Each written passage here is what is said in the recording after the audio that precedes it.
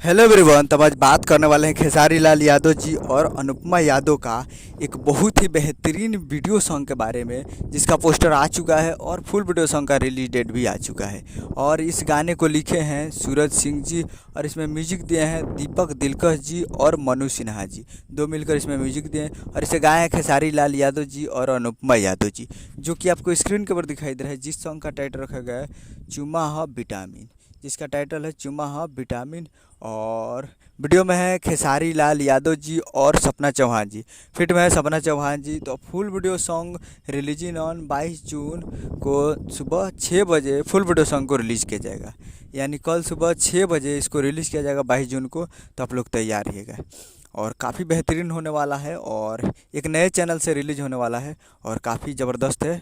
तो चुम्मा ह विटामिन जिसका टाइटल रखा गया है। तो कल तैयार रहिएगा Aditya films Bhojpuri YouTube channel पे। तो उम्मीद कर रहा हूँ कि वीडियो अच्छा लगा हो तो चैनल को सब्सक्राइब, बेल आइकन प्रेस करते कैसे खेसारी लाल यादव जी का लेटेस्ट मिल आते रहे। वीडियो को एक लाइक कीजिए। मिलते अगले वीडियो में।